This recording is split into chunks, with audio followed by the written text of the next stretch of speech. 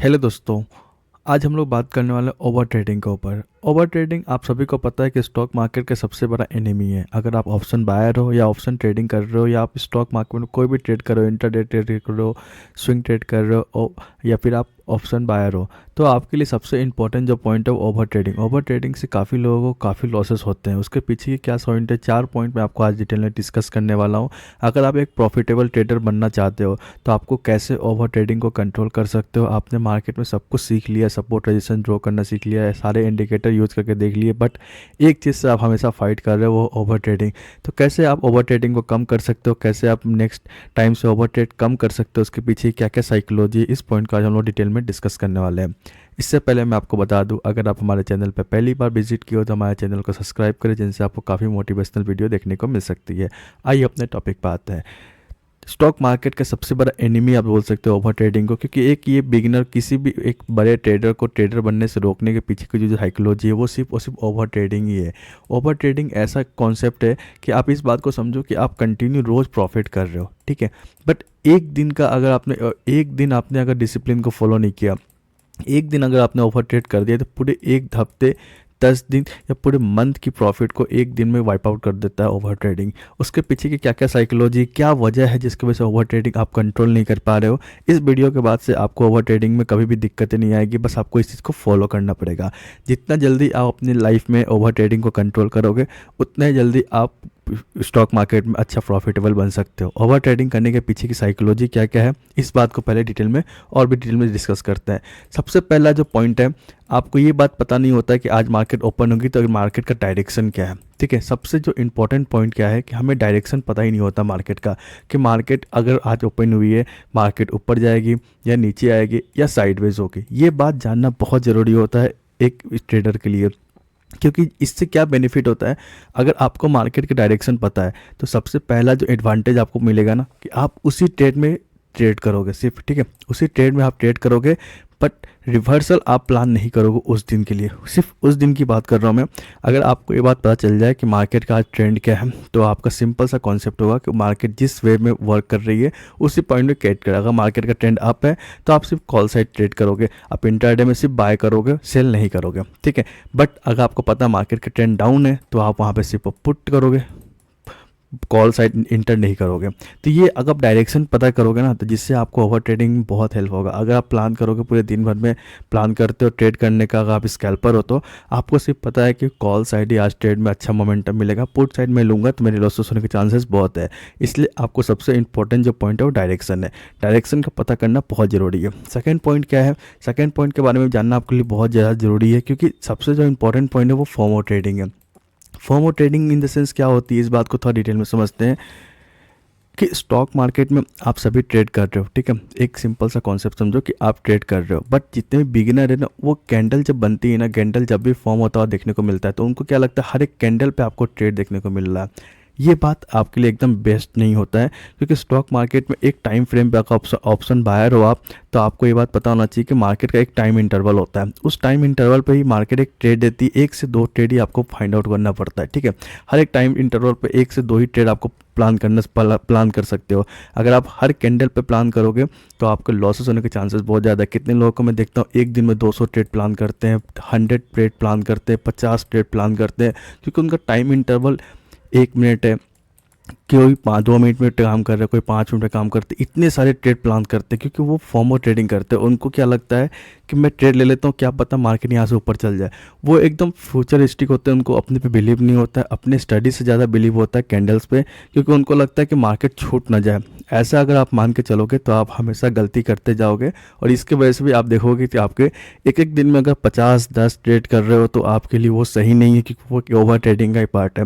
अगर आप एक ऑप्शन बायर अच्छा प्रॉफिटेबल बनना चाहते हो तो आपको अपने लाइफ से फोमो ट्रेडिंग को अवॉइड करना पड़ेगा, क्योंकि फोमो अवॉइडिंग से भी सबसे ज़्यादा एनिमी है। क्योंकि आपको ऐसा लगता है, लगने के लिए यहाँ पे ऐसा नहीं बनता है कभी। आपको अपनी स्टडी पे बिलीव करना पड़ेगा, आपने एसएल और टारगेट आपके स्टडी पे बिलीव होगा।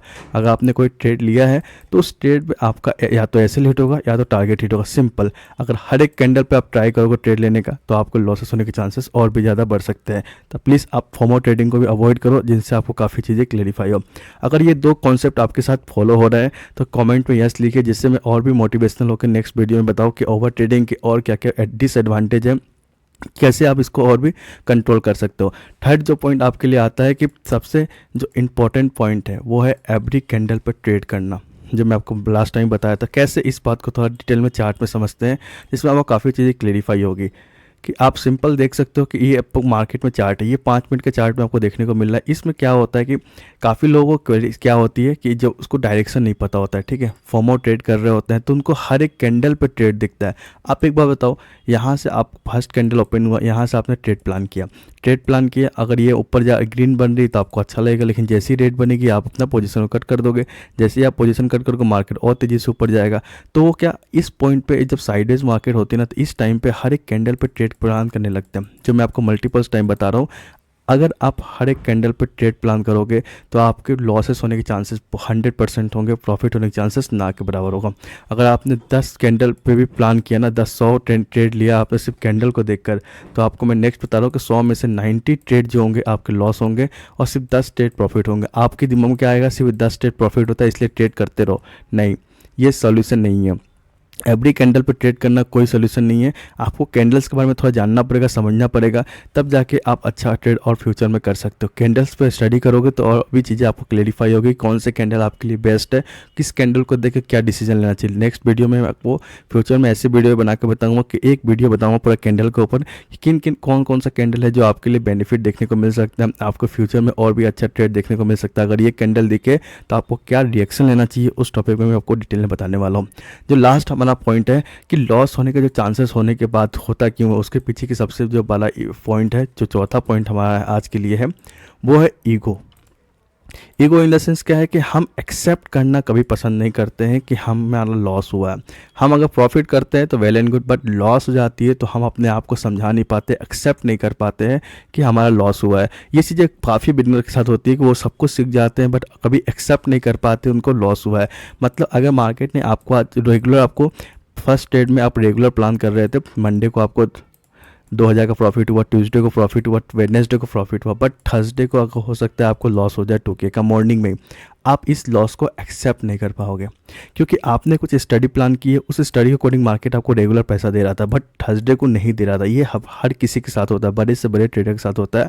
बट आप जब इस चीज़ को एक्सेप्ट नहीं करते तो आपका ईगो हर्ट हो जाता है कि मार्केट ने कैसे लॉस दे दिया मेरे को। जब आप इस चीज़ को फाइट करने लगते हो ना, ईगो प्लस फाइट भी बोल सकते हो, कि जब ये चीज़ आप करने लगते हो ना मार्केट के साथ, तो आपके लॉसेस होने के चांसेस बहुत ज़्यादा होता है। आप ओवर ट्रेड में प्लान में फंस जाते हो। मार्केट ये गेम खेलती है आपके साथ, ये सारे गेम आपके साथ प्लान होती है। मेन बात क्या है कि मार्केट की गलती नहीं है, इसमें गलती आपकी है। आप अगर चीज़ों को एक्सेप्ट जब तक नहीं करोगे ना, तब तक आप लॉस करते रहोगे, ओवर ट्रेड करते रहोगे। मार्केट ये प्लान करती है। मार्केट अगर देख रही है कि रेगुलर आप प्रॉफिट जनरेट कर रहे हो, तो एक दिन आपको पहला ट्रेड में लॉस करवाएगी, ठीक है। मार्केट क्योंकि एक पैटर्न पे फॉलो नहीं होती है। मार्केट आज अगर अप ट्रेंड में है तो कल डाउन ट्रेंड में होगी, परसों साइडवेज होगी, ये प्लान है मार्केट का। बट हम क्या सोचते हैं कि हम मार्केट रेगुलर ऐसा ही चलेगी, हम रोज़ प्रॉफिट देगी। ये पॉसिबल नहीं है। ये एक बिजनेस है, उतार चढ़ाव आपके लाइफ में आते रहेंगे। कल आपने 4 दिन प्रॉफिट किया तो एक दिन आपको लॉस भी होगा। लॉस आपको एक्सेप्ट करना पड़ेगा। जितना आप छोटा लॉस करोगे उतना अच्छा आपके लिए फ्यूचर में ग्रोथ देखने को मिलेगा।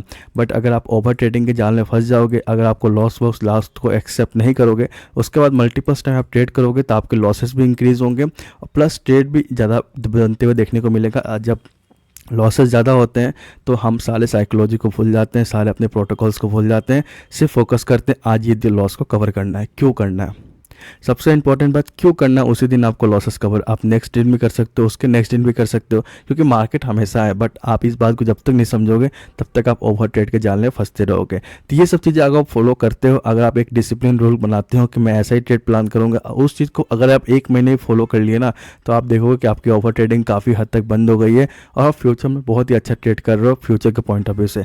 आई आपको सारे पॉइंट कवर होने चाहिए इस टॉपिक में, क्या क्या पॉइंट को मैंने फॉलो किया है। वीडियो अच्छी लगी हो तो लाइक एंड सब्सक्राइब करें, जिनसे आपको और भी फ्यूचर में अच्छी वीडियो बनती हुई देखने को मिल सकती है। अगर कोई भी डाउट हो तो आप कमेंट सेक्शन में डाउट की पूछ सकते हो, तो मैं आपको नेक्स्ट वीडियो में या फिर आपको कमेंट सेक्शन में क्लियर कर दूंगा। आई होप को वीडियो अच्छी लगी हो। Thank you.